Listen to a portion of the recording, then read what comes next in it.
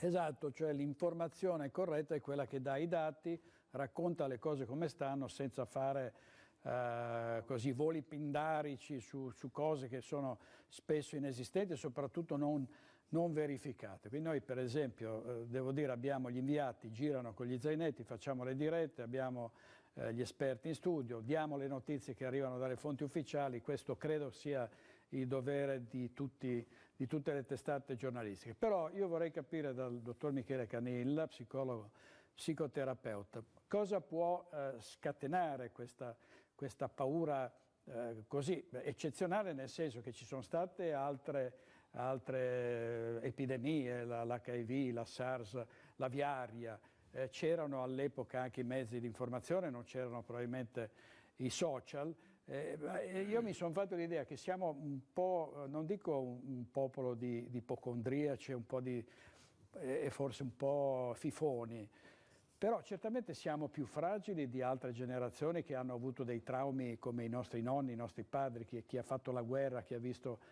certe pagine orribili della storia, forse è più corazzato, ha degli anticorpi, insomma, no? Mentre noi, cioè, l'altro giorno dicevo anche col presidente Zaia prima nell'altro studio, nell'intervista che gli abbiamo fatto su Antenna 3 Nord-Est con Ferdinando Avarino, qui c'è il dibattito su Morgan e Bugo, cioè noi siamo ormai come cloroformizzati da un'informazione gossipara che ci ha abituati a non subire grossi scossoni. Poi invece c'è a un certo punto l'epidemia mondiale o la pandemia lanciata come l'hanno lanciata a Roma con grande preoccupazione anche molto mediatica, e poi l'informazione si accoda e segue questo percorso, diciamo, no? Non è che decide di fare un'informazione gridata, se le fonti urlano l'informazione riporta le urla. Però ecco, scusi dottore, qual è secondo lei il meccanismo che scatena, ammesso che lei ritenga che ci sia questa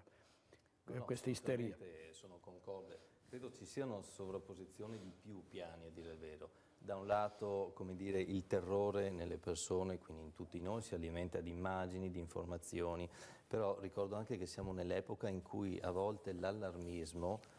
si alimenta della ricerca indiscriminata nella rete, in internet in particolare, e quindi lì molte persone, io ho visto in questi giorni, hanno tratto conclusioni affrettate, hanno preso notizie da fonti poco controllate, eccetera. Una piccola parentesi scientifica, diciamo questo, cioè in Italia abbiamo fatto questi 6.800 tamponi, in Veneto, scusi, ha ragione, in Veneto, ma in realtà abbiamo avuto anche i complimenti sul piano clinico dall'OMS, nel senso che non vorrei che alcune persone avessero preso questo dato come un allarme generale che stava per succedere qualcosa di terrificante. No, siamo stati eccessivamente bravi nel bloccare e creare dei filtri enormi dal punto di vista medico. Ora vediamo cosa succederà nel resto d'Europa, perché in questi casi, in queste epidemie, si sa bene che il focolaio si può accendere da un'altra parte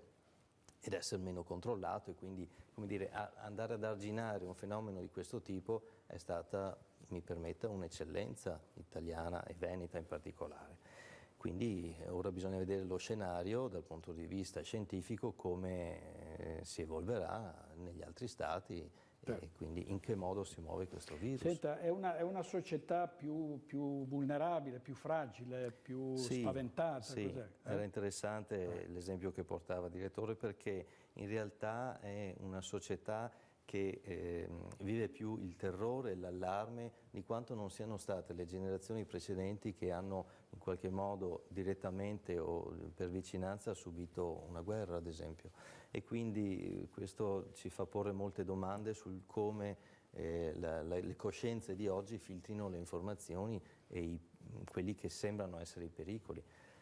Due dati velocissimi: l'influenza l'anno scorso ha avuto una mortalità del 5% sui soggetti svantaggiati, e quindi su quella categoria. Questa sembra avere il 3%, una polmonite al 10% di mortalità, quindi teniamo conto di un'informazione anche corretta e scientifica, che dà subito una linea di separazione